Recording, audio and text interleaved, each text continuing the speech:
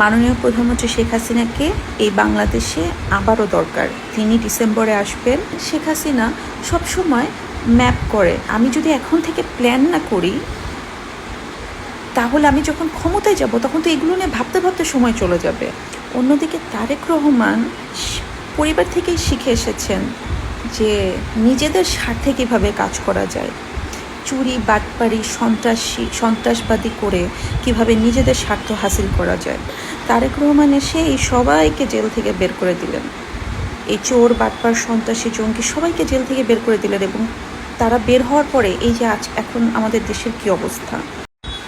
সন্তান বড় হয়ে চোর বাটপার সন্ত্রাসী জঙ্গি হবে নাকি দেশপ্রেমিক হবে, এটা কিন্তু একটি সন্তান তার পরিবারে তার বাবা মাকে দেখেই শিখে আসে।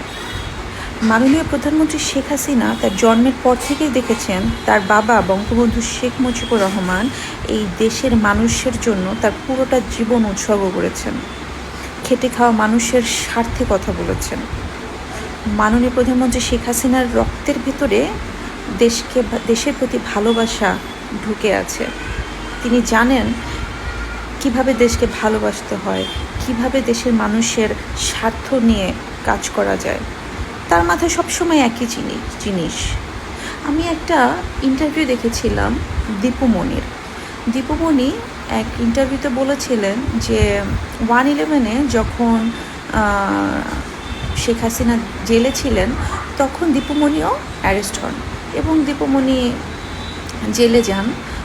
একসাথেই তারা দুজন ছিলেন এবং তিনি সারাক্ষণ দেখতেন শেখ হাসিনা সবসময় ম্যাপ করে যে তিনি যখন সরকারে যাবেন, ক্ষমতায় যাবেন, তখন এই অমুক জায়গায় রেল লাইন করবেন, অমুক জায়গায় এটা করবেন, তমুক জায়গায় এটা করবেন। তখন দীপুমণি বলেছিলেন যে আপা, আপনি ক্ষমতায় যাবেন কি যাবেন আপনি তো শিওর না, আপনি এখন জেলের ভিতরে, আপনি এখনই এত প্ল্যান করছেন কিভাবে, কেন? তখন শেখ হাসিনা বলেছিলেন যে আমি যদি এখন থেকে প্ল্যান না করি তাহলে আমি যখন ক্ষমতায় যাব তখন তো এগুলো নিয়ে ভাবতে ভাবতে সময় চলে যাবে। আমি এখন ভেবে চিন্তে ঠিক করে রাখছি যে আমি ক্ষমতায় গেলে দেশের জন্য উন্নয়ন কী করব, তাহলে আমার ওই 5টা বছর ইউটিলাইজ হবে, আমি দেশের মানুষের জন্য কাজ করতে পারবো, সময়টা ওয়েস্ট হবে না। অন্যদিকে তারেক রহমান পরিবার থেকেই শিখে এসেছেন যে নিজেদের স্বার্থে কীভাবে কাজ করা যায়, চুরি বাটপারি সন্ত্রাসবাদী করে কিভাবে নিজেদের স্বার্থ হাসিল করা যায়। এই আমরা এখন যেটা দেখছি, এই যে পাকিস্তানপন্থী, এই যে চায়নাপন্থী হয়ে কিভাবে আমাদের দেশটাকে আবারও একটা জঙ্গি রাষ্ট্রে পরিণত করা হচ্ছে, এটা কিন্তু আমরা দেখতে পাচ্ছি। আপনি 2001 থেকে 2006-এর যে শাসনামলটা সেটা যদি গুগল করেন তাহলে আপনারা অনেক কিছু জানতে পারবেন। এই গ্রেনেড হামলায় এই জঙ্গি একটা কি বলবো এটাকে, এই জঙ্গি হামলাটাতে যতজন অ্যারেস্ট হয়েছিল এবং এই সারা বাংলাদেশে যত চোর বাটপার সন্ত্রাসী ছিল সবাইকে মাননীয় প্রধানমন্ত্রী শেখ হাসিনা জেলে ঢুকিয়ে রেখেছিলেন যাতে বাংলাদেশ নিরাপদ থাকে। আর তারেক রহমান এসে কী করলেন?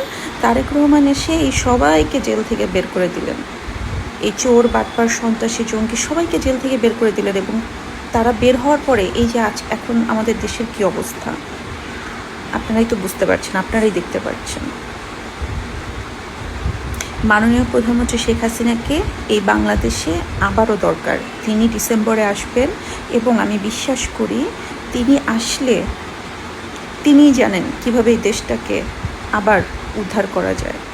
তো তারেক রহমান এবং বিএনপি সরকার, এনসিপি, জামাত সবাইকে বলে রাখছি, আপনারা তৈরি হন,